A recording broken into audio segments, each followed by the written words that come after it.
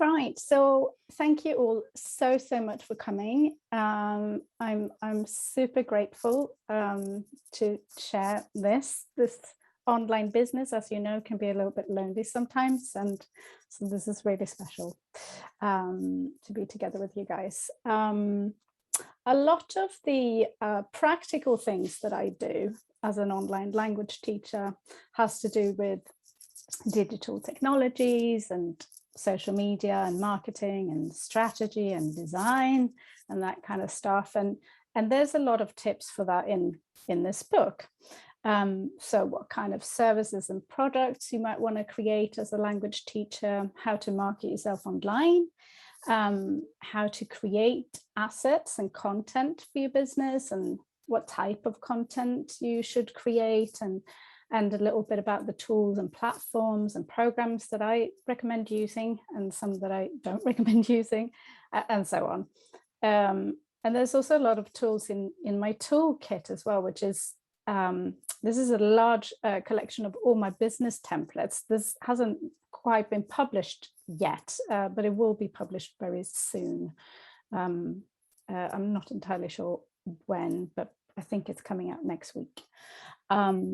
And then also I'm starting to build up what I call a language teacher rebel hub, where I also focus a lot on the IT and the tech and marketing, and I'm hoping to launch this hub next year. It's currently going through beta testing, but if you want to read more about that, just go to my website, annelihake.com. But yeah, so all of these things are kind of a lot of focus on the tools and techniques for us language teachers that and things that I've learned throughout the years of how we can market ourselves better and grow our businesses online. But that's just the what side of things. And as some of you may know, I always recommend starting with why. So I was going to share with you a little bit about why I started doing this. So, and when I say this, I mean the language teacher rebel thing.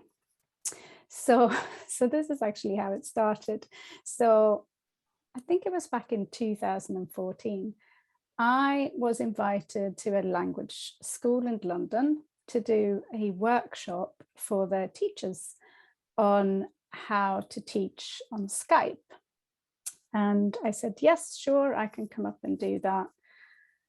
Prepared stuff, kind of had my slides and thought that we were going to sort of role play, you know, how to share documents and that kind of thing. It was a few years ago, so a lot of people didn't know. And in the beginning of this workshop, I can't remember if it was 2 or 3 hours long, I just said briefly, like, so I'm Anneli and Swedish Made Easy, blah, blah, blah. I've done this for X number of years. And I teach online. And yeah, I just gave a very brief kind of summary of what I do. And what happened during that workshop, and I don't know if actually there is somebody in here who was at that workshop. But what happened was that a lot of the teachers just went, stop, hang on. What do you mean you teach online? Is that the only thing you do? And I was like, yes. And they said, but how do you take payments? Like, how do you have a website? Like, how have you set that up? How do you find lessons? How do you market yourself? And I was completely unprepared for this. So I was like, oh, okay. And then I was obviously I was being paid by this language school to come and teach their teachers on how to teach online for them. So I felt there was a slight conflict of interest there too. But that was the first time when I thought, oh gosh, actually, I have learned a few things throughout the years, and I realized that there were other people who were kind of in the same thought process of maybe doing something of their own. So that's how it started. That was back in 2014. And I wasn't able to do anything about it because I'd just been commissioned to write the new version of Teach Yourself Complete Swedish. So I was busy with that. So I just put it aside and was like, yeah, that's a nice idea, but I can't do it now. And then I published the other book and I was done. And I thought about this again. And this was, now we're up to 2018 or 17 maybe. And Brexit happened, which upset me so much. I was so angry and so frustrated. And there was just a lot of things going on in the world where I just felt like this, I'm not happy. This is, it feels like we're becoming really insular as a society, or at least in the Western world. And I just felt like I want to do something, but I don't know what. And then this idea came back up again. And I thought, well, I am doing something in one way. It's on a very small grassroots level, but I think that's where the sort of seed to Language Teacher Rebel actually started really taking shape. So I was inspired by some pretty, in my opinion, awful events. And I wrote the very first piece of this book. And it was actually the thing that I started with. And this is what I'd like to read to you today. Of course, I should have put a bookmark in it so I know where it is. Here we go. And I called this section The Language Teacher Rebel Mission. Even though our world is becoming more connected and increasingly globalized, there's at least one area that is going in the opposite direction: the media. As a result of our personalized news feeds, cookies, and other digital aids, a phenomenon called a filter bubble has appeared. Elie Pariser coined this phrase in his 2011 TED Talk, where he describes his concern with web personalization. A filter bubble means that you can get different search results when Googling something compared to someone else based on your previous search history. A classic example is that people with a liberal political orientation who Google BP might get results about oil spills, but a person with a conservative leaning might get results that include investment information about the company. It's very easy these days to get a distorted view of our world through the internet and social media. In a globalized world, many problems have become international and politicized: the environment, economics, social issues, etc. These global problems require global solutions, and for that, we need global conversations. Teaching a language can support the development of global conversations. With the help of language, people can express themselves, share their thoughts with the world, especially with the aid of digital technologies. Although not everyone wants to become a politician or an activist, I do feel that we as language teachers have a really important role to play in the future. As a language teacher, you can make a positive impact on the world. You can become a bridge builder and make a difference.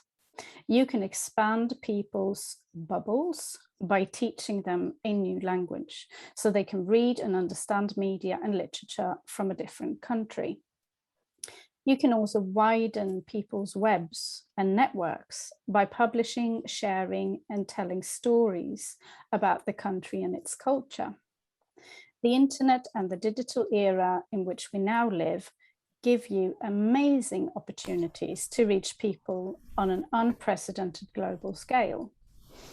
But you'll also widen your own web and network and burst your own filter bubble through interacting with students from all over the world. It's a win-win.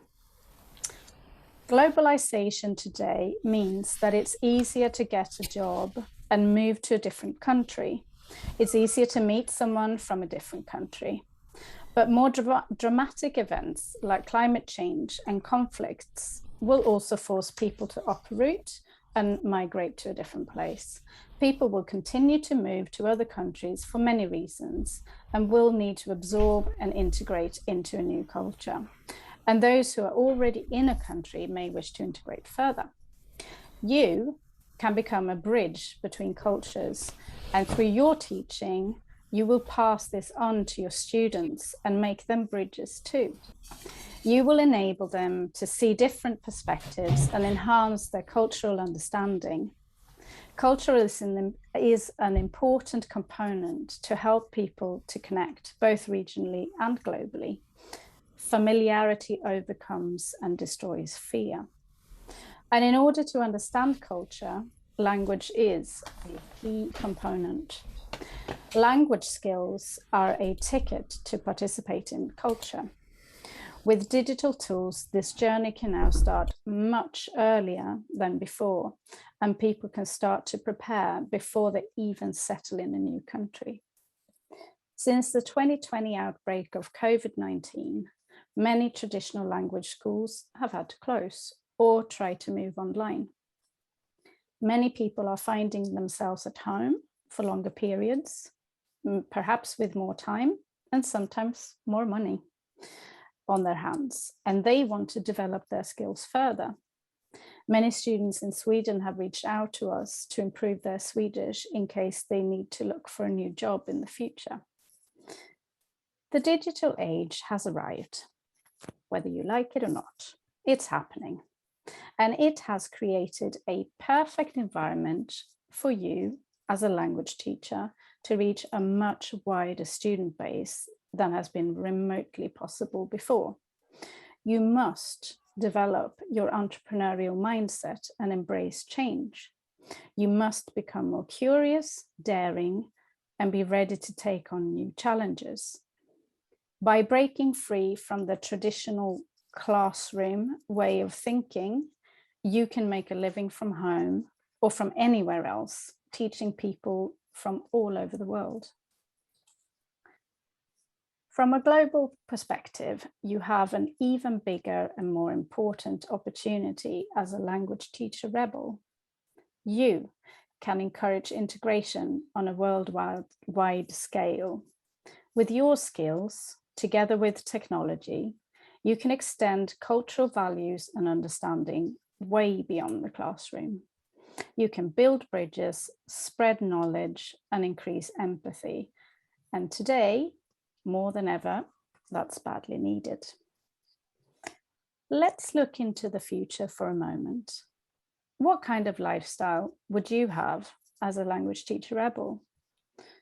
Would you set up a base at home, but work with compressed hours, which would allow you more free time? Would you travel and teach at the same time? Would you have more time to spend with your family? What are the things that mean a lot to you that you would be able to achieve if you were a language teacher rebel with flexible work hours and work locations? This is your rallying call. Are you ready to become a language teacher rebel? If you are, let's go. Now I need a drink. Cheers, that was good. Thank you, guys. Thank you. So yeah, you can, if you don't have the book or if you're curious about it, you can just go onto Amazon, and there's actually a look inside thing available as of today. I just noticed. So if you want to have a look at the, is it possible to buy it today? As of today, yes. From today onwards, but today onwards, today is the publication day, so it is available globally, internationally, as an ebook, and it is available as paperback in the UK as of today, and I think US is coming in February. Is there anything? Hang on. Oh, yeah. I can see you. I can see you. Okay, hi. Yes. If I wanted a hard copy, I should go to amazon.co.uk, right? Yes. Okay, right. Absolutely. Yes. Yes. Good to see you. Good to see you as well. And by the way, I was there for this training in 2014 with Cactus. Were you there? Yeah. You were, that was how we met. There is somebody else, I think. Me too. It was a good one. See? We met in 2015. So I used to work for Cactus at the time. So it was St. Giles, close to British Museum. I remember where it is. True. So it was because of your questions that day that has led to this. So good. So thank you, guys. Thanks to you. I also want to share. I worked for Cactus years ago. Oh my gosh! Yeah. That is so funny. Yeah, it is funny indeed. Yeah, and I did learn a lot from this workshops in St. Giles in London. I met lots of other German teachers, and it was amazing, influencing my career as a German teacher. Yes, I'm thanking them a lot. These Cactus people. Brilliant. So good. Well, thank you. Thank you. Okay, I think we're going to move on. Enough about me. I would like to, I'm going to bring up, gosh, I'm scrolling frantically here. Farah, where are you? There you are. Hello. Hi. Hello. Thanks for that reading. It was great. Oh, glad you enjoyed it. Thank you. It makes you want to get up and go, you know. Good. Well, that's what I'm trying to, instill. Well, thanks for coming, Farah. So Farah, we're gonna just dig in, and I'm gonna let you introduce yourself, actually, because what I wanted to start with is maybe if you can tell us a bit about your background and maybe first say what you do to begin with, but then take us through the backstory. Thanks, first of all, for inviting me. I'm Farah from Let's Talk Languages. I teach English, French, and Spanish as a second language. My background is a bit all over the place. It's very mixed. I am Belgian, a Belgian national. And actually, this is how we met, Annalie. It was over your Brexit email. I replied to it like, rah, rah, rah, rah. What am I going to do now? Because in my core, I feel more British than I do Belgian because I haven't been there for like 20 years. So what was I saying? I always interrupt myself. I'm from Belgium, but I've been in the UK since 1997. I started teaching by accident, really. When I went back to Belgium in 2013, I was teaching some children English. It was just like helping them and, creating games and things like that. And then when I moved back to the UK, I was really, I really missed that. And the parents actually asked me, could you carry on the lessons because they've really enjoyed it with you? It was really engaging, blah, blah, blah.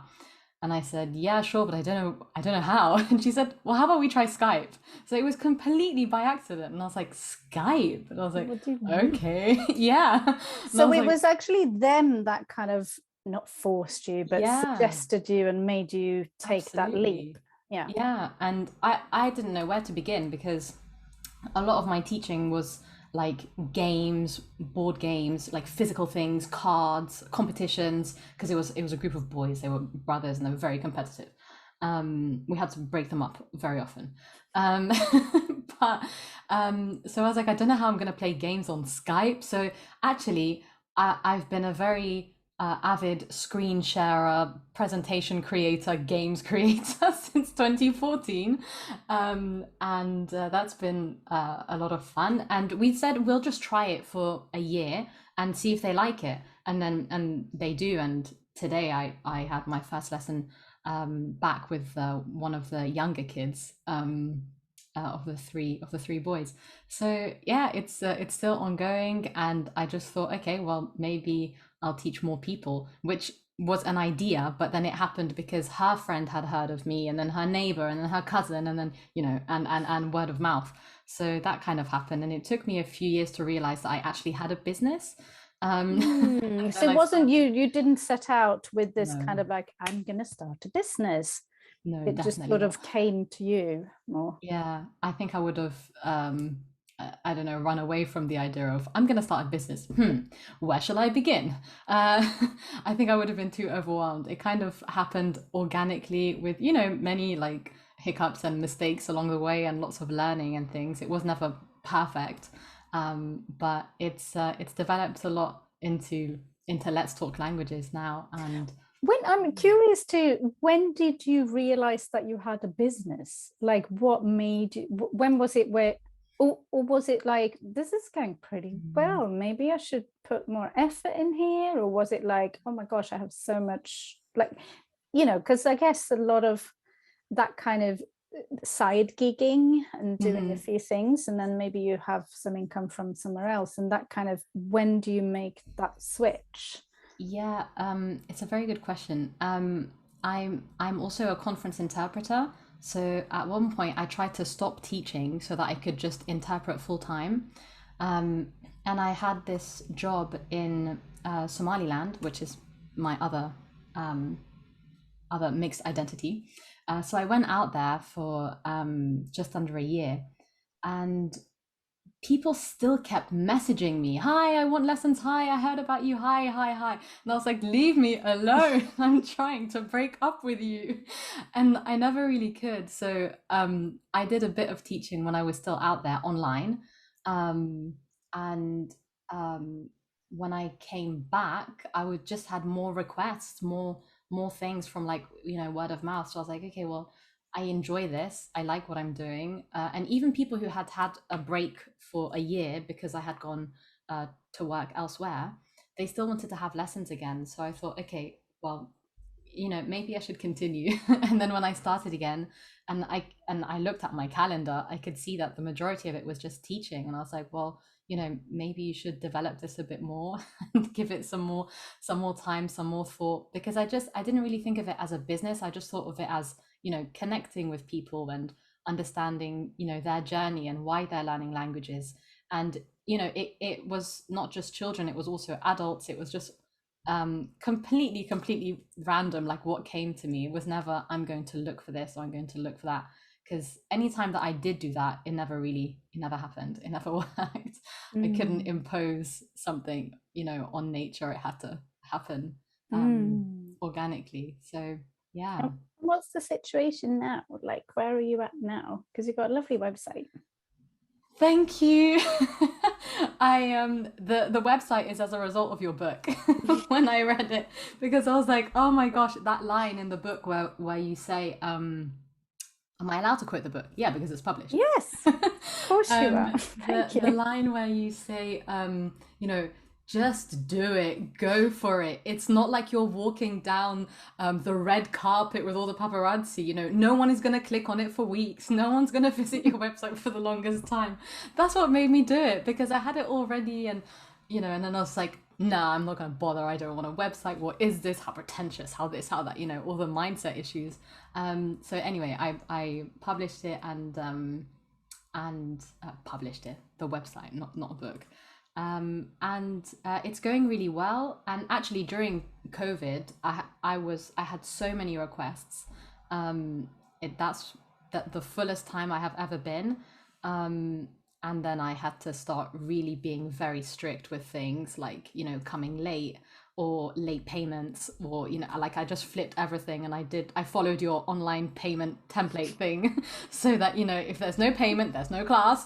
If it doesn't come up in my calendar, I'm not turning up, I'm not teaching, it was, I had to be very strict because I had so many people, and I didn't have that flexibility that I had before, where someone would say, look, something's come up, I need to cancel, can we reschedule, can we this? And you're like, yeah, sure, tomorrow, and then you've lost that hour. Like, fine, you can do something else like marketing or whatever, but all that energy that you kind of you know, you work yourself up to be able to teach, especially if it's children. And that's then just gone, and you know, you're left in this slump, and then okay, let's do something productive, and you know, you get into that kind of mentality. So yeah, now it's a lot more I don't want to say professional or formal, because well, you've implemented some strategies, haven't you? yeah, kind of, or some systems, started to put a few systems in place, I guess. exactly. And it's working quite nicely. I'm experimenting with more things like group sessions. We've got interestingly, nobody wanted to do it for French, but I had loads of requests for Spanish, Spanish club, where it's basically a conversation class with lots of different levels of Spanish, and it's working really well. And that's something that I'm marketing like through my website and through my Instagram page. And essentially, it's just we meet up, we talk about a topic, and there's different things that we do. So each week there's something different. Like one week is a sort of book club, and the next week is we have a guest speaker from, you know, each time it's somewhere different in the Spanish speaking world, and then another week it's games, and another week it's, do you know what I mean, something like that. So the website has helped me think more outside the box, and not just teaching one-to-one, but doing other things. So that's been a big learning journey for me. I bet. And speaking of like big learning journeys and kind of things that you, I guess, enjoy with having your own business, now that you've sort of made the shift properly, shall we say, what are some of the most rewarding things for you in terms of having your own business, if you compare to before? I think having everything in like on my terms is really, really nice. You know, I work for myself. I don't work for anybody else. I don't have to listen to somebody else. There are challenges that come with working for yourself, but it's just so nice to be able to organize my time so that I can use my time for things like what you were saying, like spending more time with friends or family, or learning more languages. I'm learning German, and upsettingly, I've been invited to do a podcast series in German to prove a point to my students that you should make yourself vulnerable and just throw yourself out there. I wish it had been anyone else. You know, hi, I'm a French teacher. I've got a podcast. Do you want to do a podcast with me? Or hi, I'm a Spanish or English or whatever. But no, it had to be the one language that I don't actually speak. But I said yes, you know, because why not? No. Yeah, I think things like that, being able to organize your time so that you can, you know, manage your energy levels and just do other things that you want, like have some free time and not be a slave to your work, which at the beginning it kind of does feel a bit like that, because there's so many things to set up.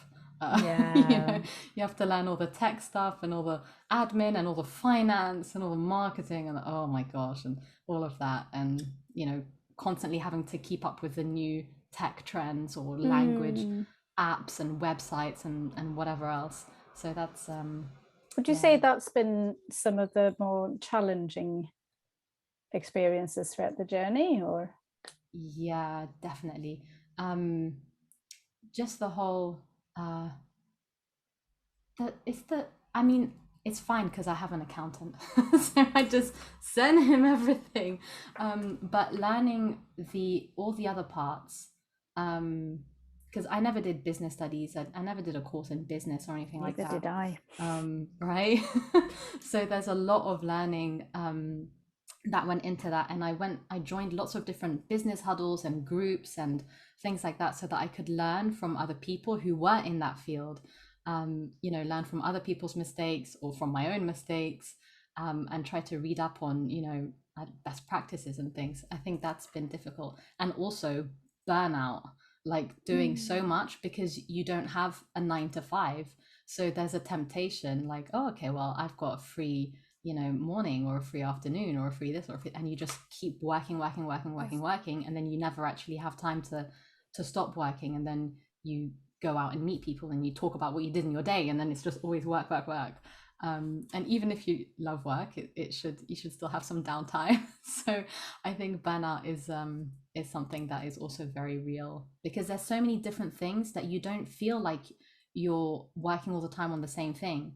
Because when you're doing admin, it's different to when you're creating, you know, classes or games or whatever, and that's different to when you're doing your spreadsheets, and different to when you're recording something. Like, everything feels different, and you don't realize, actually, I am working and I need to put in, you know, have some boundaries with myself, so that I can be healthy.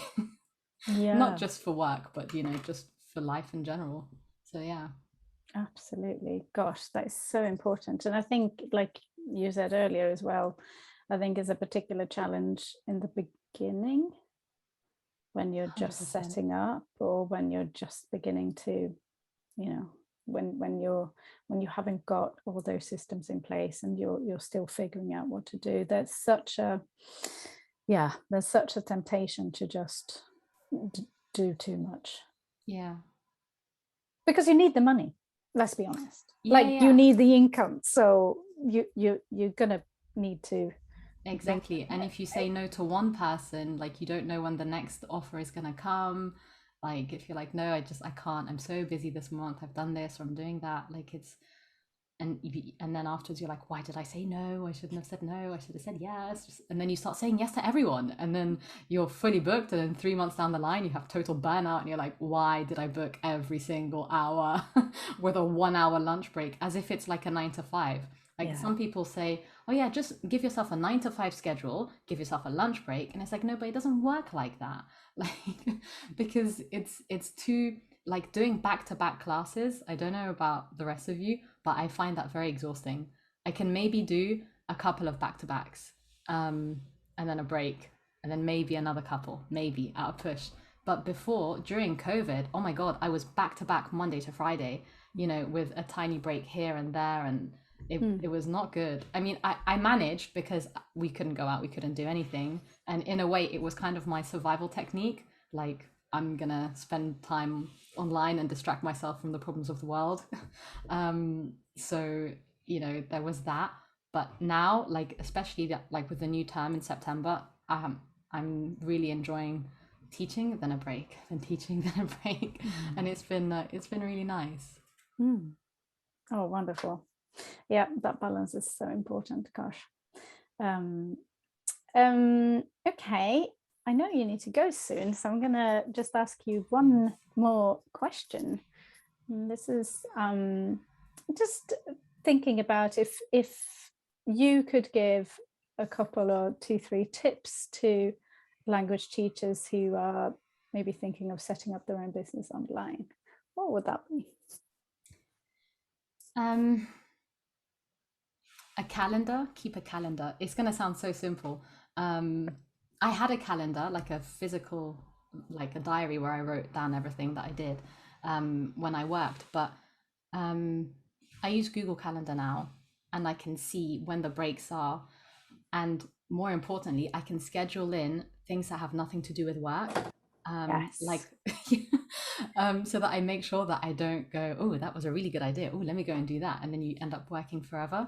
And that's what I'm going to go now, and go to orchestra, because that's one of the things that I've done to block out time for something that has nothing to do with work. So I would say keep a calendar, and you can, it sounds so basic, but it's really changed things for me. You can color coordinate things so that you have work things in one color and non-work things in another color, so you can see if you're striking a good balance. I think that's been really good. And second thing, block out regular breaks, and not just breaks in the day, but breaks in the year. So not just a summer break, not just autumn break or whenever, winter break, but it can be whenever is best for you, depending on when the peak times are and the, you know, low times are. But just a break where you can have some time for content creation, or for a project that you're doing, like if you're doing a podcast, or if you're doing your website or writing blogs and you just want to write like 10 blogs or something. and you want to do it, you give yourself a week where you're not teaching so that you can have enough energy to do that, and you can really think about it and make it good quality. I think that's a good idea. And I got that from you in Clubhouse, Annalie. That's your idea, not mine. But it's something that has really stayed with me. And then the last piece of advice would be to join different groups, like I said before, like really random groups, things that you are interested in and things that you're not interested in, things that you wouldn't even go to.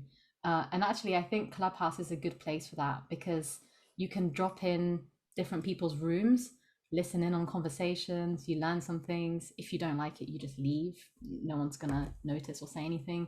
But you learn so much, and you make connections with, you know, random people around the world who will send you a message and say, you know, let's connect, let's work together, let's you know, collaborate on something. And I think that's really great. I have a call with someone in the US tomorrow who I met on Clubhouse. I have no idea what we're going to talk about, but she said, you know, let's have a chat about how we can add value to each other's lives. I was like, great, why not?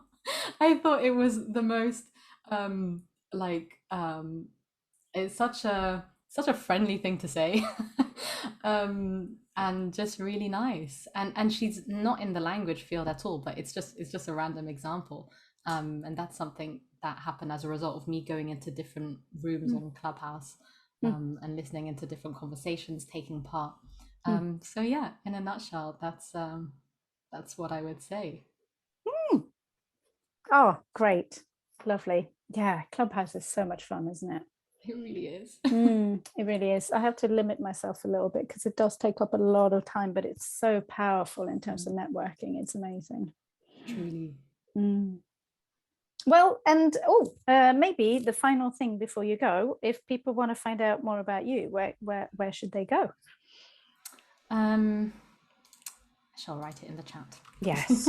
You can find me on put some link. Languages on Instagram. I'm at Let's.Talk Languages, and my website is letstalklanguages.com.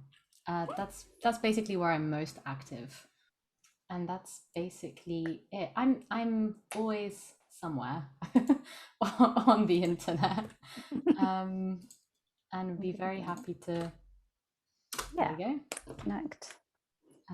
Connect, have a chat, anything. I don't know if that link worked, so let me just send you this one. So yeah, thank you so much for your patience, for listening to me ramble on. No, it's great. It's so great. It's so great. It's so nice to see your website. Thank you. Thank you for all the motivation and, you know, all the encouragement, all the mentoring, everything. Like it's been fun. Rafael, I will listen to yours on the recording. I don't like being that person who speaks and then leaves. But that's me. Bye. Yeah, see you later. Go. Bye, guys. More important. I have orchestra practice, so oh, cool. Yeah, in real life, like not on Zoom. So I have to get there as well. Such a hassle. Which I'm not used to doing, but I really look forward to hearing about your story and your journey. Thank you for sharing all your experience with us. It was great. Thank you, and then the Q&A as well. So yeah. Absolutely. Thanks so much, and congratulations once again. Thank you. I look forward to having the physical copy of the book. Yay! Thank you so much, Farah. Okay, I'll speak to you soon. I'll take you off the spotlight now. Okay. Bye. And I shall put Rafael. Oh, there I am. Here you are. Welcome. Thank you, Annalie. So good to see you. It was a long time ago since we met. That's true. Probably 2 or 3 years ago. Yeah, it was pre-pandemic. We did that sort of normal thing where you just go to a cafe and meet. We had a coffee and it was really nice. Yeah, it was. We need to do more of that. Yeah, we do. Sorry, are you in Brighton now? I am. Yeah. Then we definitely should do more of that because we're in the same place. So I'm gonna ask you pretty much the same questions as I asked Farah. so yeah, just start with a bit of your backstory as well. Obviously, you're the founder of Modern Portuguese, but that's just one of the things that you've been doing the past 15 years or something. So tell us about it. Yeah. So how did I get into teaching? Yeah. I started teaching probably when I was 15 or 16, and it started with private tuition. I'm a musician, and some people wanted me to teach them how to play the keyboard. So that's how I got into teaching in the first place. And then when I was 18, I was invited to teach English at a local language school in my hometown in Brazil. And then I went to university where I studied literature and linguistics. Part of the curriculum was Portuguese for foreigners, and so that's how I started teaching Portuguese language as a foreign language. So that was my first experience. And then I applied for a master's of philosophy in English literature at the University of Glasgow in 2007. Then I moved to Glasgow, started my degree in literature, and the department asked me if I could teach Portuguese language, me being from Brazil. And I said, oh, okay, let's do that. And I was excited, scared at the same time, because my first time teaching at that level. But yeah, so since then I've been teaching in British higher education context, and taught University of Glasgow, University of Hull, wonderful experience in Hull, then University of Manchester, and now I'm here at the University of Sussex. But also in the meantime, I've had lots of private students, and it's been really rewarding having that experience with private tuition. Yeah, because I think that's where you were at when I met you, whenever it was, 3 years ago. So you were at Sussex University, but you were like, I have a couple of students on the side, and I want to set up a website. I'm working on my website, and I'm thinking of kind of growing that a bit more. That's my plan. Yeah, so I never really had, I could never really totally invest in private tuition, because I was working at university and I had all those hours at university, and at the end of the day, you're tired and and you need some rest. But I was always toying with this idea of no, I would really like to have my own sort of business of private tuition, to do things that I cannot do as a member of the university. Like what, for example? The university as an institution puts lots of constraints on you as a professional, as a creative professional even. So there are certain rules, there are ways of doing things, and if you go into the if you're talking about the tech that you want to use or the things you want to experiment with, again, you're very limited, because, oh no, we don't use this here at the university, or okay, you can use this software, but only this far. You cannot use these feature with this software. So it's very limiting, and I was always dissatisfied with that. And I felt that when I was teaching privately, I could, really get into all that and play with the tech that I love, something that I love doing. And so yeah, being able to teach privately and set up my online business has been great. To me personally, one of the best things about it is being able to use my creativity in all aspects of the business. So I said I'm a musician, but I'm also into all sorts of things. I enjoy opera. At the same time, I love biology and mathematics and physics and languages and all that. and I'm also into design. I love art. So anyway, being able to put all that into what I do is great. So for example, I can work with audio production if I want. Let's say recording a podcast for people who want to learn Portuguese. I can play with whatever equipment I want and whatever software I want. I can add effects. I can invite guests, and it's just so rewarding to do that. And then you see the final product and say, oh, that's great. At the beginning, it's really difficult because of course you're learning, but you need some patience and be kind to yourself as well. Video editing. So lots of us, we have YouTube channels, and again, you don't need to start with the whole paraphernalia of equipment. No, you start with your mobile. Isn't that right, Annalie? Absolutely. Yeah. Absolutely. And just experiment. And then as you progress, if that's something you're into, then invest in it. No? Yeah. Start working with video editing software, get a nice camera and all that, because it's really, really rewarding. It's so true, and I so agree with that. I really relate to that there's a real creative freedom there for you if you want it, isn't there? And right. I think you're right, that kind of the creative side of the whole production, and because I'm doing music as well, and I'm just like, oh, I can just record a bit of music for the intro to my YouTube. It's like, okay, but it's just enjoyable, it's just fun. Yeah, exactly. And I think you give really good tips on your book about that, the whole process of how do you go on about recording yourself and all that. It's really encouraging to read that in your book.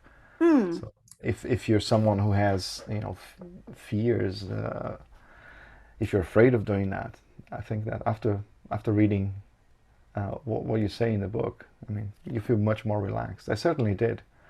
I mean, when I was starting with this, there's so much information out there. It's so overwhelming. And then you go onto YouTube and then you type, okay, how to record myself, what's the best camera to use, and it's so overwhelming. And then you get top 20 and they're all like £1,000 each, and you just think, oh my gosh, this is never going to work. It's endless. And then you listen to someone on YouTube who says one thing and then another person says a different thing. In the end, you're not sure. But having a resource like your book is really helpful in that sense, because you've gone through all this process. And then you give us, okay, this is what you can do, this is what you can use. Perfect. It's not the only way, as you know, because you've also done a lot of, fiddling and experimenting and stuff. And it's just, there's never just one right way, is there? You try things and you just, but like you said, I think the overwhelm is definitely, it's so easy when you start to just go out and there's so much information available, and it can be hard to find the right information, and because it doesn't need to be the best, it doesn't need to be, I mean, actually it doesn't even need to be that great quality in terms of the resolution or whatever, as long as the content is relevant and you're helping people, then that's fine. But then, like you said, you can experiment with that, and then you kind of like, okay, well, my mobile phone is probably okay for this. You do that, and then you're like, oh, maybe I do want to invest in some editing software or whatever, and then that's the next step. But it doesn't have to be that you just sit there with all the gear and no idea kind of thing. Exactly, because you need to think of how you want to work, right? As a language teacher in this context of this online context, if you're thinking about the flexibility that it provides, then you really don't need to invest a lot. You buy a nice camera that you can attach to your laptop, and off you go.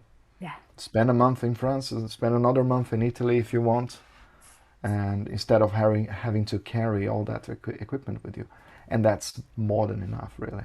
Yeah, Most of the time. absolutely. Well, I invested recently in the latest kind of iPhone. I record pretty much all my videos on this one because the camera is great.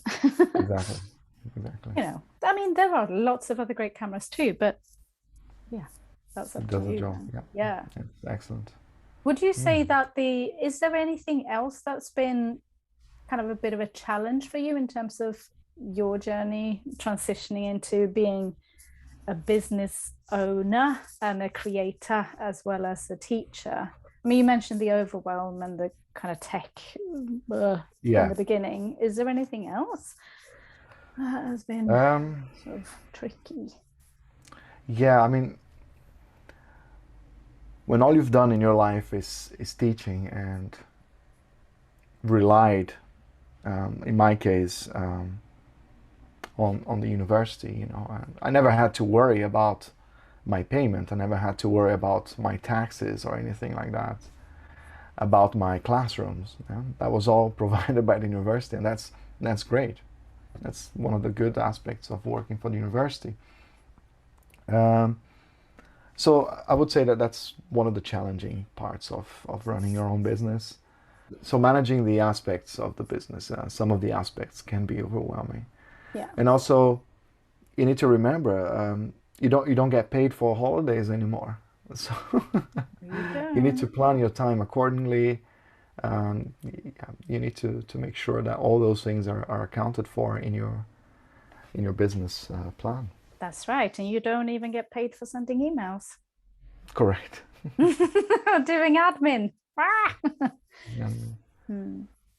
Yeah, but it's been really rewarding working privately, especially online. You know, when you're free from constraints of institutions and when you can do exactly what you want, you can do things how you manage them. And you can also, I don't know if you relate to this, because we both come from an academic background, actually. I mean, or higher education, but there's one thing which I find really rewarding with having your own business, which is like, you can just, if you get an idea, if you're like, I want to do a course on this, or I want to create this content, or I want to do this little thing, you can do it straight away. And you don't have to kind of go, I'm going to suggest this in the staff meeting, and maybe we can put something together in 18 months time for the students of 2023. Do you know what I mean? You could just like, absolutely. It's that kind of like, I just want to try this. I just want to see if it works. If it doesn't, that's fine. Okay, I'll move on. But you can just experiment quickly. Yeah. Which I love. Yeah, you catch things in the moment and you go for it, which is something that you cannot do if you're working for an institution. No. And you know, it's such a shame. It is a shame. So, but on the other side, it's good for us, you know, working privately, because a lot of students, that's the sort of thing they look for.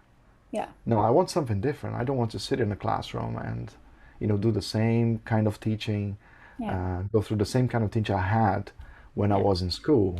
You know, let's do something different. Yeah. And why not start a course on learning Portuguese through literature or through film?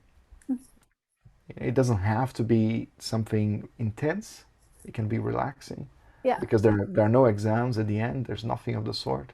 So. Yeah, just enjoy. It's very rewarding. Yeah, that's true. And coming to the final question, which I asked Farah as well, if you had any tips for language teachers who want to start or begin to set up their own business, what would that be? Probably to start small. Really, don't think, okay, I'm going to start my online business, and by the end of the month I'm going to have 30 students. You might have, great for you, but it's very unlikely, and don't be disappointed if that doesn't happen. It's probably good to start with a couple of students, So you get the experience, you get the practice. I mean, that's how I start. That's how you started as well, Yeah. Annalie. And so you build your confidence, you build your expertise, and you know what you want to do. So start small. Don't worry too much about numbers of students, about equipment, and all that. Of course, we're talking about teaching online, but nothing stops you from, having a group where you meet at a local cafe or something like that as well. Yeah. What else? You probably need discipline, and that's something I'm not very good at. So a lot of discipline. And finally, read Annalie's book. Honestly. Well, thank you. It's probably the best thing you can do. That's the best investment you can do for your business. No. It is, because it's all there. It will save you a lot of trouble, a lot of work. You'll go through. You don't have to make all the mistakes that I've made during a period of 15 years. No, I'm only kidding. But yeah, I guess it's exactly. I guess it's like, just take inspiration from others, I suppose. Yeah. Yeah. And the book has a very positive attitude, and it is great, because sometimes you can be or feel a little bit isolated from everyone else, right? And when I was reading your book, I felt that that nice connection, as if I was talking to a fellow teacher or a friend who's sitting next to me in a cafe, as we did. I mean, so that sort of feeling that comes across in your writing, in your book, that's great. Yeah, well, that's one of the things that I really wanted, not with the book per se, but with the whole concept of Language Teacher Rebels. I wanted to start to create some kind of community, some kind of platform, well, not platform, but I wanted to start to reach out to other people who were doing the same, because I know exactly what you mean. It can be really isolating, and I mean, let's get together, let's share, let's absolutely hang out.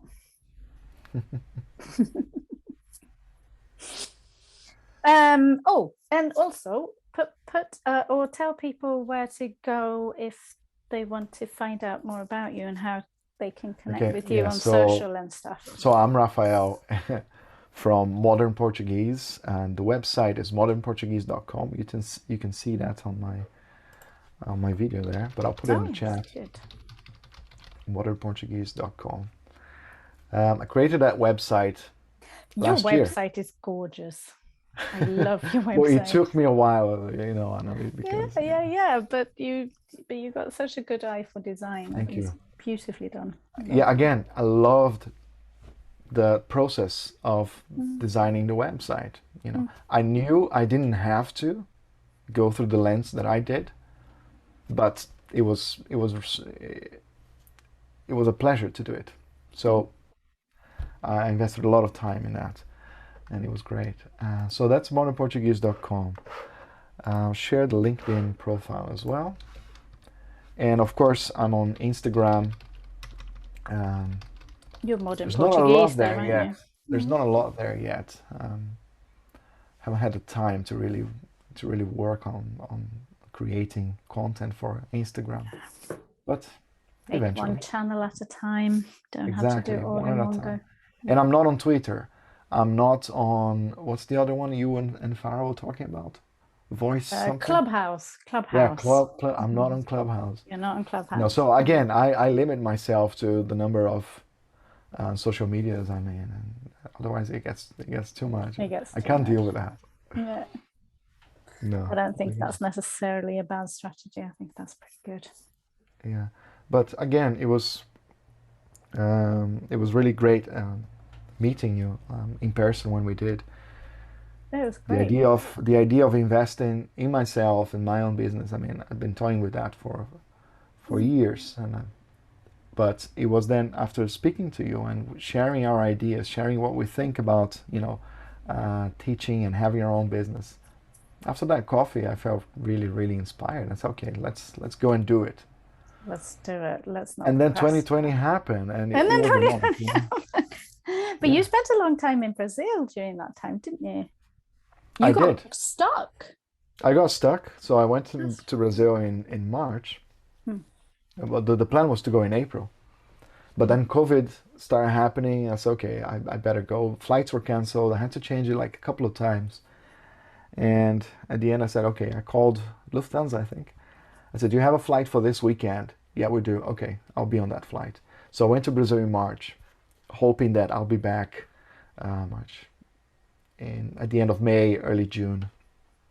That didn't happen. So I ended up staying in Brazil until November, end of November.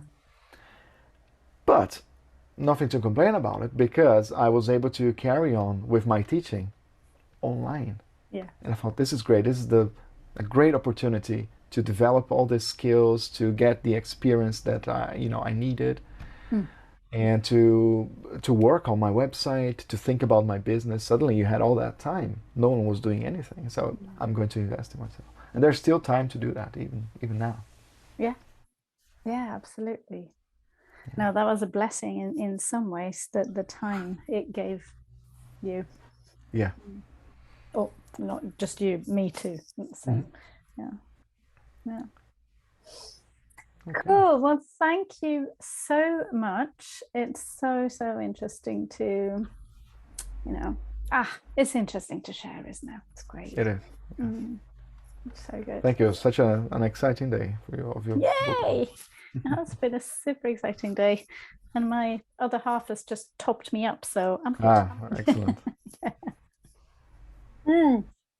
So I was what does it look like? Can you show it to us? Yes, of course. Physically, I mean, you have all those.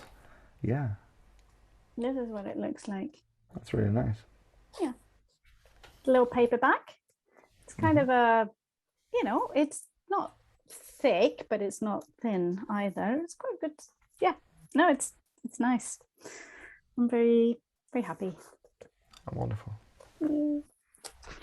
Right. So I was wondering if I don't really know if anyone has any questions, either to me or maybe to Rafael as well. I can keep you on the spotlight for a bit, maybe. Oh, it's Chalo, yeah. Yeah, Chalo is short for Gonzalo. I'm in France. I'm not really a teacher, but I'm fond of learning a lot of foreign languages.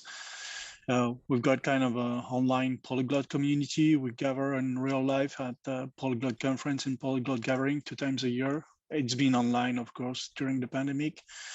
And I was wondering how much synergy we can get from the turning online world of teachers of language and the polyglot community. That was my first question. Second question, I was wondering how you guys address the problem of monitoring the legal monitoring, the technology wash. For instance, in France, we've got a lot of legal things who allow a lot of people who are on wage to get some training programs almost for free. And if you do the legal stuff as a teacher, you can turn your business to be able to cope with that, and people can be attending your lessons through that program. And I wonder how many of such programs there are in Europe. And I was just curious about, because any French teacher who is operating in France know about CPF. It's the name of the thing. But I was wondering how much foreign teachers are eligible to that thing, if there is such a thing in Sweden, for instance, etc. Yeah, that's it. I am not familiar with this. I was wondering, Stephanie, because you teach French as well, don't you? Can I bring you in? No, actually, I don't know much about it. Sorry. No. Because like you, I have my own website, so I don't really never tried to teach somewhere else. I mean, in the UK, yeah, I used to teach for a university, but in France, no, I never tried to teach somewhere else. So I only teach online, and I never done it with. I mean, I teach privately only for myself. So I don't know. I cannot help. Sorry. No, I just wanted to bring you in just in case. Is there anyone else? Because I am not. I'm just going to remove you. No, I'm not aware of familiar. any such funding No. in the UK, at least. No, I'm not. If anyone is aware of anything, pop your hand up or shout or something, because no, I'm not. Could you go back to your first question in the meantime? You were talking about, Charlotte, you were talking about like the polyglot community, and Well, what was it you were thinking? Yeah, the thing is that I've been trying to, one of my big things about learning languages is trying to watch the web in order to find people who are dealing with languages. And I found that most of the time, those groups, they are not like interconnecting. It could be, for instance, in Paris, for instance, there are two associations who care about couples who are mixed, and they want to make their children speak the minority languages.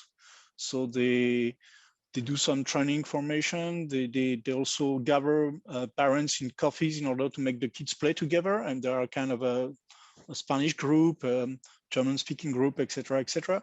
And those people, they're not really mixed with people who want to exchange language in coffee. Most of them are students.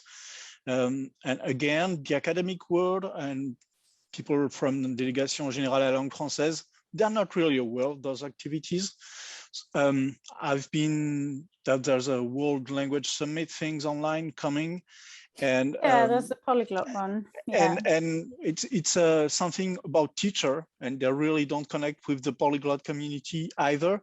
So I was wondering, since we're online, since we've been in a pandemic and everybody was stuck online, I was expecting that we should be building more bridges around the microcosms. And actually, it's not really a thing, or maybe I'm missing something. So I just wanted to have your point of view about that. Maybe it needs someone like you to do it. Well, I'm not a teacher, I'm more a learner, but I think that there should be something should be a synergy in order to put all these things together. Yeah. At least to know every group that the other group does exist should be a beginning. I don't know. Yeah, some kind of directory or something. No, but I'm sort of joking apart, but it sounds like you've detected a kind of a missing link, or maybe many missing links then, but it sounds like you've detected something that you feel is not really there. I know what you mean in terms of, well, I'm thinking about like that there are many different conferences. You were talking about the Polyglot Global one that's coming up in November. That one is doing its thing, and then we have the language show and they are doing their thing and stuff. And I guess people are doing things separately in a way. I see that there's kind of a profile of people coming from tech trying to do something in web development and digital marketing, and they don't really encounter people coming from the academic world, and that's a pity, because in depth people who are really coming from academic world can bring something, the extra touch to those sites for learning a language, especially if you want to be specific about one language. And but on the other hand, people who are coming from this marketing digital world, they also know how to launch a campaign in order to gather 100 people, be ready to have 100 customers by the first month, and be ready to semi-direct in a program people in order to bring them to a threshold in a given amount of time. But what I see when I go attending the things is they're not real teacher, so something is missing there.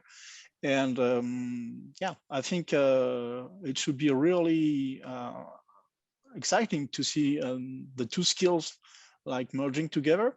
The best example I have now is a girl who's really good in Japanese, but her husband is in IT. So, I mean, that's that's cheating. I mean, the couple is doing the job. So, of course, it's a team, it's working. But I've never been really seeing people who are good at both skill on a like a professional level with experience, because either people are coming from tech or they are coming from academic world. And yeah, I was expecting that there should be something appearing during the pandemic, but maybe I'm just dreaming. It's just I'm not that much into. I'm learning things, and so I'm always trying to be curious about what's happening on the web. But yeah. I think maybe, Rafael, maybe this goes back to what we were talking about earlier. I'm thinking in a way that, the academia is somewhat slow in the way, and it has to be slow because that's how research works, right?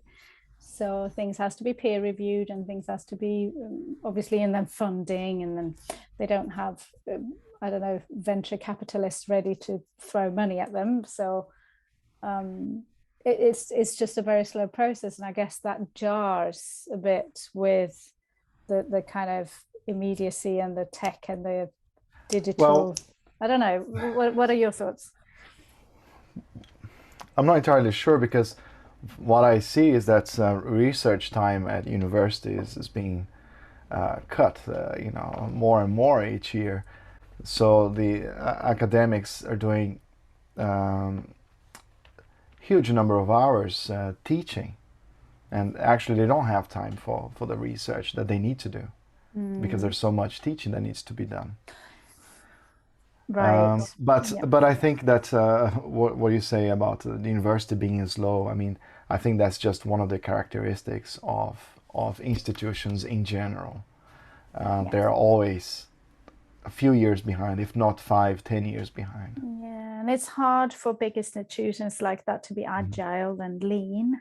And they miss all these opportunities. If I understood well what Charlie was saying, is saying that, there's this opportunity here to connect people who are speaking all these languages, all these minority languages, and no one is doing anything about it. I mean, universities should be an ideal place to do that, right? I mean, there's so much expertise there, and why is it that there is no interest in getting in touch with their local community, bringing all these people together?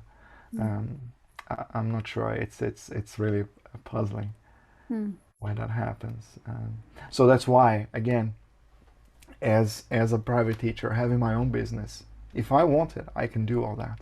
If I want it, I can connect all these people. I can open an account on Instagram. I don't know, Polyglots of Paris or something like that. Yeah. And just start posting and connecting people and say, okay, let's have a meeting every 15 days. We'll have a coffee or something like that. That's how it should be. I don't know. Svava? Hi. I like my Android phone, but I need to get a new one. Even this has iPhone. Clubhouse is influencing my decision if I need to buy an iPhone. I'm not really a fan of iPhones. But let's get away from this topic. I would like to hear from you that you are excited about teaching with iPhones. What is good teaching with an iPhone? Because I really like my big screen on my laptop for teaching, and even I did a first group lesson today, just before the start of your session, which took over. Told even my learners that's what I would advise, and also my platform I'm using for teaching advises computers or laptops for online lessons. So can someone that does use smartphone technology for online lessons point it out to me what is beneficial of using them, please. Okay. So I just wanted to say before we go into, we can maybe bring some other people in and see what people's experiences are. But just before saying this, you can now be on Clubhouse with an Android. They have opened for the Android market, so you don't need an iPhone anymore. All right, I can join it then. Yeah. I don't know. I don't. So is your question why iPhone and not Android, or why smartphones in general? I mean, even my other online contact tried to make it more attractive to me to know more about how to use WhatsApp and all these things that I do on my phone. But can it be really as good? Because I need my whiteboard. I like so much that my students can write with me on the whiteboard, and I mark them on the whiteboard. And this is by far too small, this small screen, to do all this what I want to do. It is not nice. And so I would like to know if someone really does teach on such a small screen and likes it. Okay, I can start. I don't teach on my smartphone. You do not teach on your... No. Okay. Personally, I don't. Unless there is a problem with my laptop and it's my plan B, just so I can go on. But no, I don't. I prefer to have the keyboard and different windows and the whiteboard as well, like you said. I use the smartphone more for things to do with recording videos, Instagram marketing, that kind of thing. But I don't use it as a teaching tool unless my laptop crashes and dies. Then I will use it. But I don't know. What about you, Rafael? Do you use a smartphone for the actual teaching? Not for this type of teaching that we are thinking about. I think we're sitting down here and we have 1 hour of teaching one-to-one, or perhaps with a group on Zoom. It's impossible to use a mobile to teach because of the size of the screen. You need to be able to see people. You need to be able to sometimes drag and drop documents into Zoom. You need to be able to type. So the mobile phone is not really for that. I think the mobile phone would work as a substitute for other equipment that you might want to buy separately. So, for example, instead of spending money on a camera, on a standalone camera, just for filming or taking pictures, you can use your iPhone. You can use the camera in your iPhone as your camera. So I think that's probably what's Vava. Yeah. So you put it there on top of your monitor, and you can use that as your camera. Yeah. iPhones. I mean, the microphone in the iPhone is excellent. So if you want to record a podcast with your iPhone, again, you don't need to buy a separate microphone because it's so good. Again, so you're saving money on having to buy an external microphone, or having to buy a camera. So you have all these different equipment combined into one thing. I'd that's my experience with the iPhone. Yeah, me too. Yeah, but I'm sure that, I don't know about new Androids, but I'm sure that they are pretty good too. I mean, my camera is already excellent on my very old Android phone, better than my digital big SLR camera even. See, so I'm not so sure if I need such a technology, but this idea of filming myself, I still haven't done it, see, for my website and so on. It's on my to-do list, but I'm not enjoying the idea, so I need to work on this. From what we see here, Slava, it's excellent. I don't see why you would need to change that right now. Need to change to film yourself. I mean, that was suggested on a language show for people that do online business, that you have this idea. I mean, I see the point, attracting customers, showing them how you work. But I haven't done it yet. See, and I have a website, but it doesn't bring income. It only brings expenses to me so far. Although I'm happy that I did it and so on. I wanted to do it since many years. Yeah, well, the videoing it takes a little bit of time to get used to. I don't think there's anything that you absolutely have to do, personally. If you absolutely hate the idea of filming yourself, there are other ways that you can do it. If you hate being on camera, you can grow a community on Clubhouse instead, where it's just voice and no camera. Like, there's other things that you can do, but video is certainly very popular at the moment, I guess I could say. And I guess, like you said, Svava, it's useful for people to see you, and I guess it builds a level of trust, I would say, to see someone, to see that there's a real person there. But you can achieve that in other ways too. Like I said, if you did something on Clubhouse, then people would hear your voice, and that can also bring a lot of trust. And can you maybe share, sorry, because I'm still unmuted, can you share maybe to also the others, because I don't know what is this Clubhouse really in detail.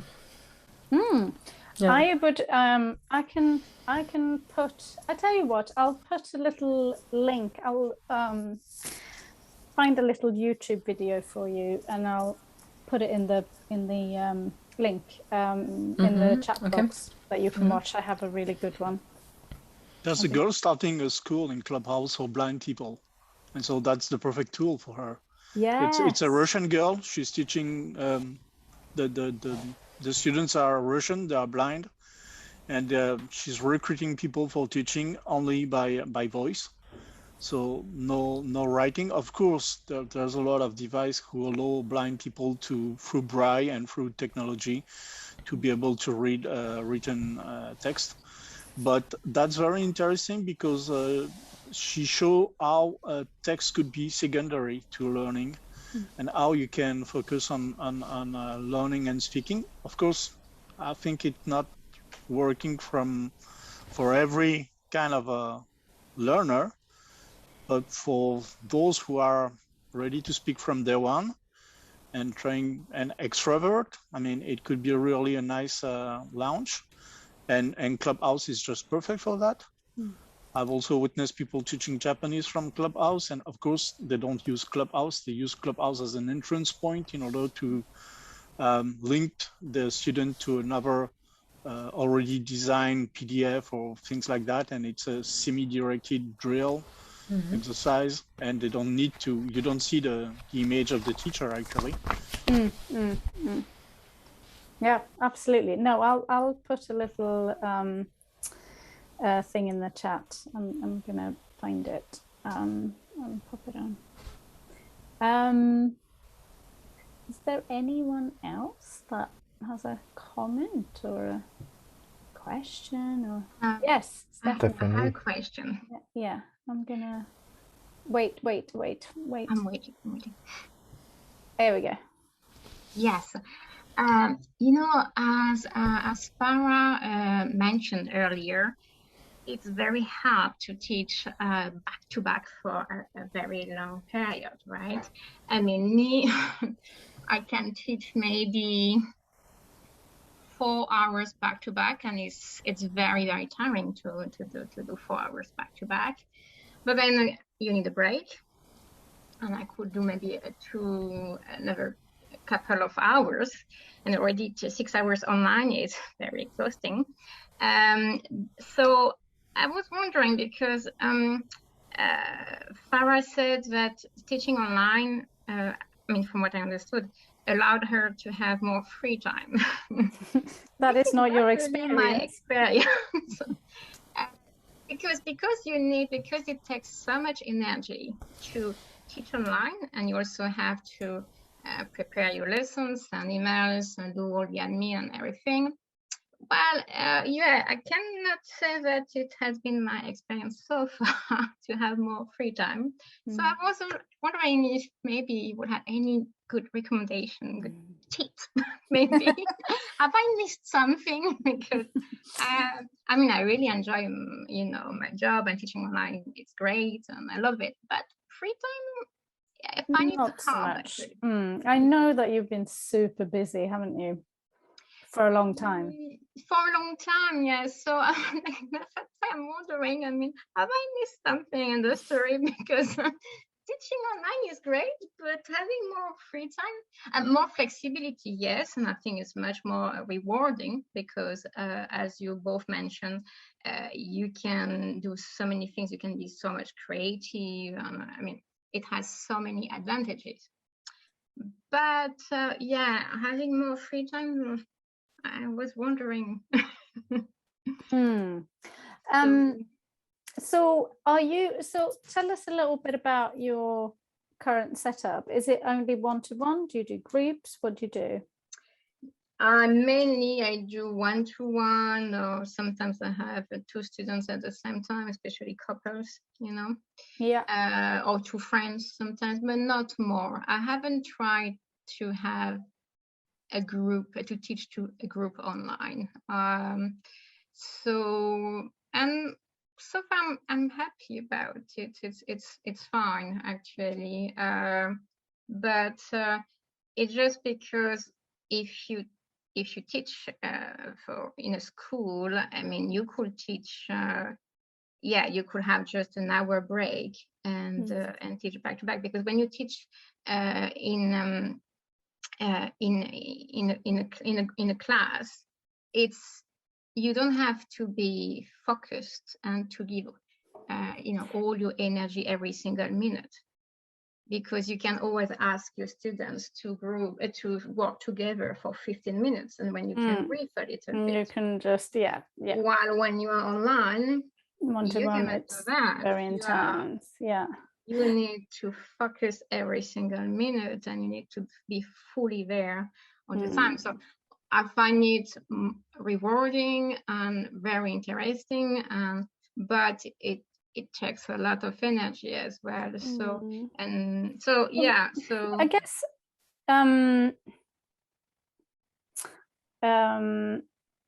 let me just let Rafael go, because you need to go soon.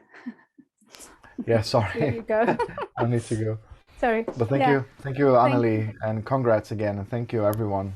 Thank you, for and joining thanks us. for coming in and sharing and letting us hear about your pleasure. experiences. It's been great. My pleasure. Thank Do you. get in touch. Yeah, Bye-bye. we'll do. Bye bye. So Stephanie, so I guess, would you say that your business model at the moment is very much based around selling hours for money? Does that make sense? As in, you're selling your time? Yes, I guess. Yes. Yeah. I mean, is that because that's always what you do, no?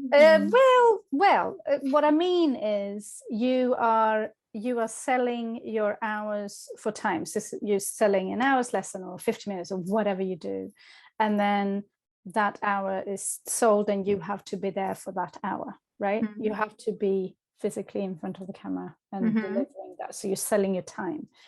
So what I was going to suggest is maybe think about some ways where you can sell something that is not your time. So maybe something that you create that is maybe pre-recorded or structured in a different way, so you don't have to sell your live time all the time. Does that make sense? Okay. Yes, it's true. I've been thinking about it for quite a while. Because the thing is, you can't expand by, I mean, there's only, if you're doing one, let's say you're just doing one-to-ones or maybe couples or whatever, but you're just doing one-to-ones, then you will only have so many hours per week that you can teach, because there's only one of you and there's only so many hours in the day, right? Whereas if you for example, if you sell something like an online course, or maybe like some kind of writing course where maybe you teach some of it live, but then maybe have people to send things into you that you have to mark up or something like that, which it doesn't then take the time, that intense time of sitting in front of the camera. the beauty if you're selling an online course is that you create it, you record it, and then you sell the same thing again and again and again, and people can buy it even though you're not there. No, it's true. It's true. Then the other thing I need to do is to do what you recommended to Farah is basically to block some time to create this type of thing, because it's another problem. Because if you teach, because you're fully booked, if you're fully booked all the time, you have no time to do those type of things, and you just allow yourself to be twice or 3 times a year you allow yourself to have to get a few days off, but usually you collapse because you're too tired, so you're not really creative. Exactly. No, you have to create space to be able to create something like that. So it's and the way that works, instead of teaching just hour by hour, is that it takes not a lot of time, but the time investment is mainly done in the creation stage, and then you have to create some marketing around it and set the techie stuff up or whatever. But then the idea is you will still probably have to market it a little bit here and there, so it's not complete passive income maybe. So and there's different ways that you can do that, or you can set up somewhat automated systems for that too, but it's a way that you can create something once that you then maybe just go in and update occasionally or something like that, and it doesn't matter how many people buy it, because you're not selling your time. So it doesn't matter, 20 people can buy it, 100 people can buy it, 200 people can buy it, doesn't matter for you. I see. And when you take this time off to create, I don't know, a video, this type of things, usually your students take it well, because, of course I take some time off to travel and rest, but I always feel like whenever I say, okay, guys, for the next 2 weeks, I'm not going to teach you. I'm like, oh, you're not going to teach. I rarely have that. Really? I mean, I schedule, I block 3 to 4 weeks a year. Every to create 3 months, just 1 week. Well, for me, it's a bit like there might be something in particular that I need to focus on at that time. It could be creating something new. It could be that I need to do my tax return, or it could be that I actually just need to rest, whatever. But yeah, I don't take it as, I don't see it as holiday. My holiday separate to that. Yeah, of course, it has to. Yeah, it's a work week, but it is, I usually kind of plan it so that I have something in particular that I need to do. But it could be something else. It could be something to do with creating some marketing material, or I don't know, something, prepare for a conference talk or whatever it might be. But I have certainly done sprints on like a focused block like that on creating online courses. Yeah. Okay. And do you think it's better to take like a whole week to do it, or is it better to block like a morning every week? I would, I mean, I think it could be a little bit individual, but I would definitely say that it can be quite powerful to do a more intense week-long thing. And actually get it done. Yeah, true. You know what I mean? Because otherwise you're just like, you're just kind of doing a little bit, and then you have to go back to teaching, and then you're doing a little bit, and it's going to take forever to get it done. I see. It can be more powerful to just sit, because you've taught so many years, right? You have so much material, you have so much stuff that you can probably consolidate into something. I'll tell you what would be good. If you had something, you know, when you get students and they're like, if there's something like real beginners stuff where you're just like, oh, I wish I didn't have to teach this individually to every single person. I wish they'd done this beforehand. Do you know what I mean? If there's something like that, that's super easy for you to video record. True. Then you could almost like be, well, before you take lessons with me, you need to do this. This is like the foundation thing. Yeah. Right? You know, just some basic stuff, some basic grammar, some basic concepts that they just need to. And then you know that everyone is at least at that level, or at least if someone starts, I don't know if a lot of your students are beginners, but it could be something else as well. That was just an example, It's a very good idea. But just something that you just like, I would like everyone to know this, or to be able to have gone through this. And it just seems a bit of a waste that I'm sat doing this individually with every student again and again and again. You're just repeating yourself. Think of something like that, because that could be really powerful. And you can have that as an entrance thing. It's like, yes, you can have lessons with me, but first you have to do this. That's an excellent idea. Yeah? Think about that. Excellent. Take a week off and just pull it all together. Boom, done. Put it out on your website. Excellent. Thank you very much for that. That's all right. And maybe you can get some more time off. Would be great.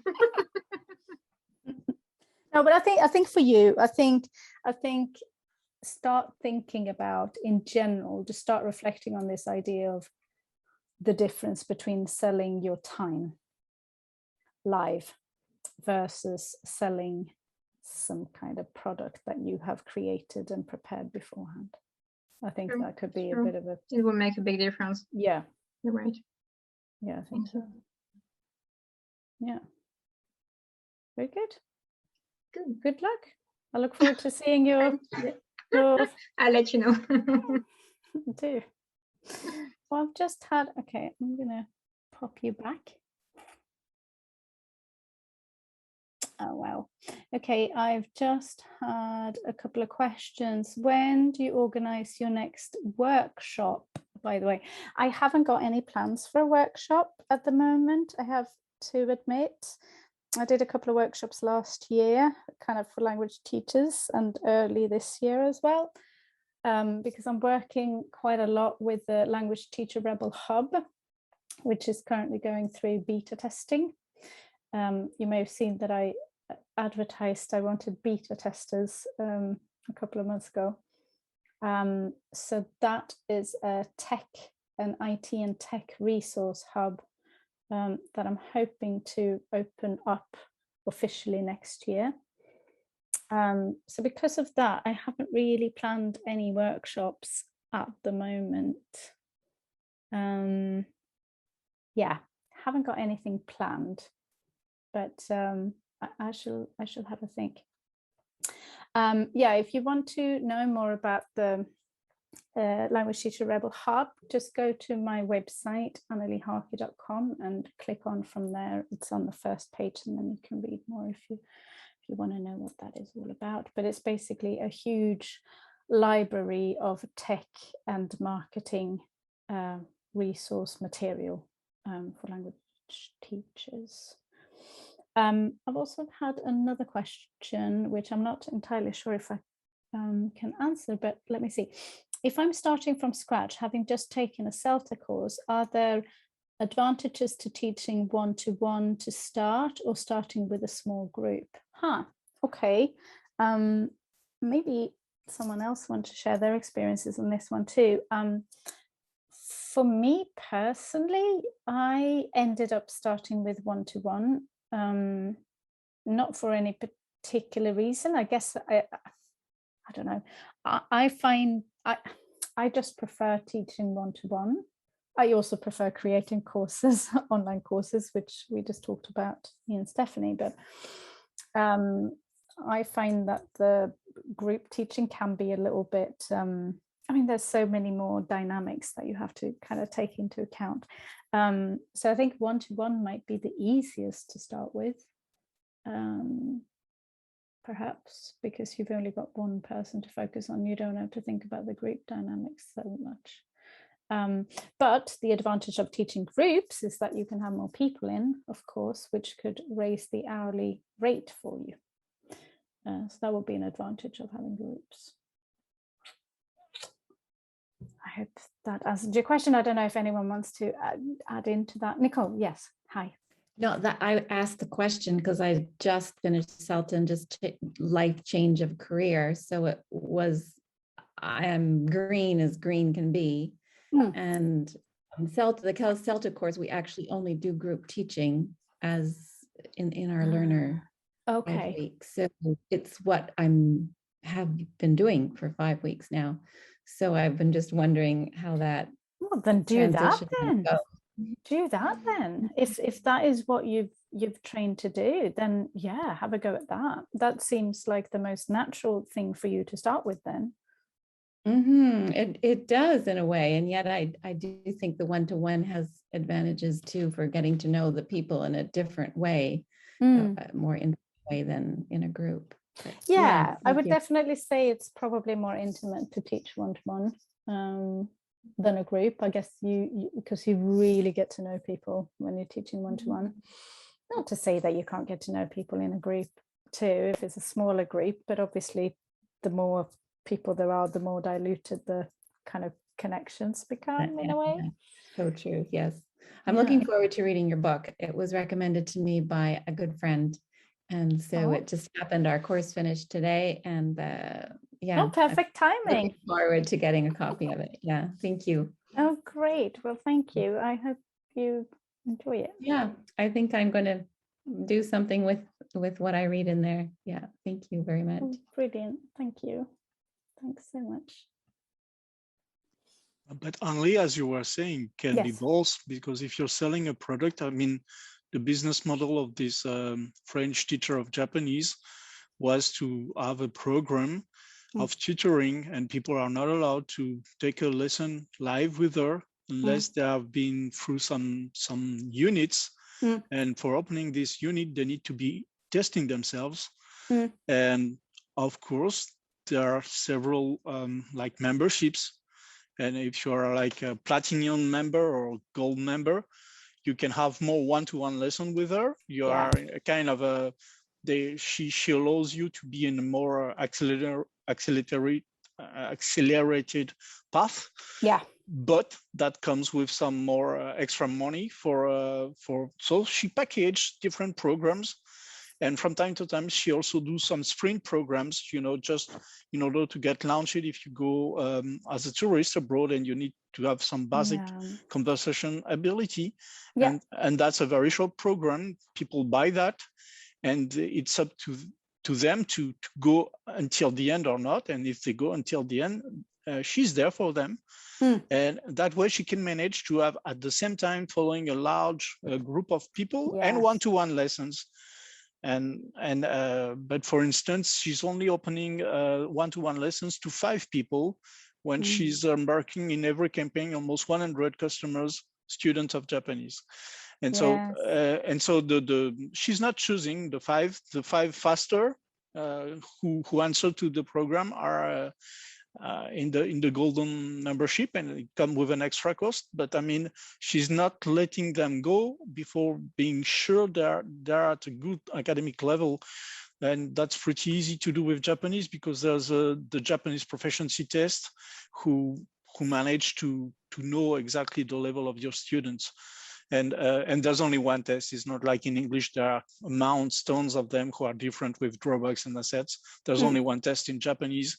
And so the only thing she needs to check is that she got 80% of her students getting to level 4, level 3, or level 2. It means that a program is accurate and fits to prepare them to the program. Yeah. So I think that's a very good way to package things, and it's a model that's quite popular, and I think it's come from, I mean, you will all be familiar with, you know, when you go on a website and you're, I don't know, subscribing to some kind of platform maybe or something, and it's like, you will have seen this, it's like a freemium maybe first, like a completely free one, or a basic package, and it's like, oh, you've only get this and this and that, and it's like tick tick tick, and then there's loads of things that you're not getting, because then you have to go for the professional package, and then it's loads more ticks, and then there's a VIP package, and then you have all the ticks in the boxes. And that is something that you can definitely do if you're teaching a language, because if you do like an online course like Stephanie, like we were talking about, you can have a basic one which is just self-studying. Actually, tell you what, if you want to see an example of this, because I'm actually doing this with my Language Teacher Rebel Hub, you can go and check that out on my website. Just go to andyharker.com, scroll down to where it says Language Teacher Rebel Hub, click on that, and you'll see that the kind of way that I've set that up, when you can apply the same thing. So you could have one which is just self-studying, which is basically people having access to, or membership to, whichever way you want to do it, to pre-recorded stuff or downloadables and stuff like that. So basically no personal interaction with you. And then you have the next level, which might include group lessons. In my case, it's going to include group coaching. Yeah. Mm-hmm. So then they get a little bit of personal interaction, but it's on a group level, which means less hours for me. Yeah. And that comes at a higher price.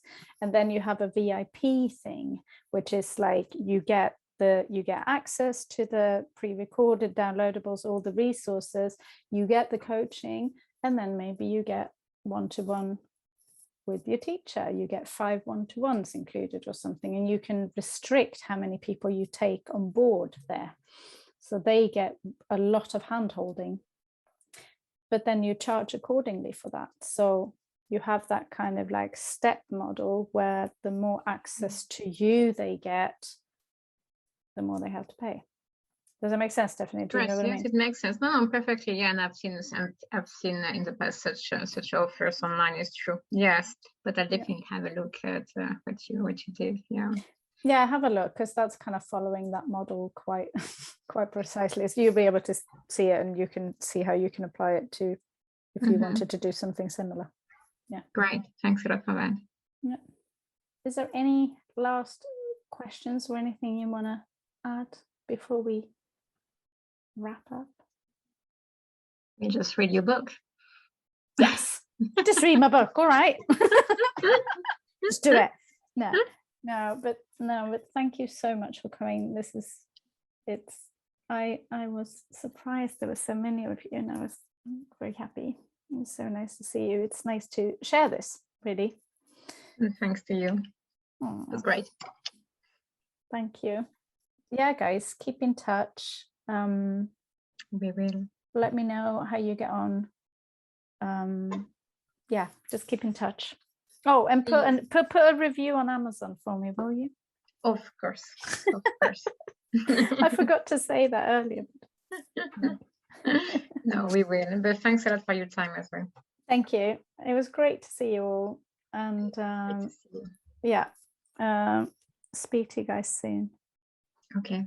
All right. So, have a good night, everyone. Bye, everyone. Ciao. Bye-bye. Bye.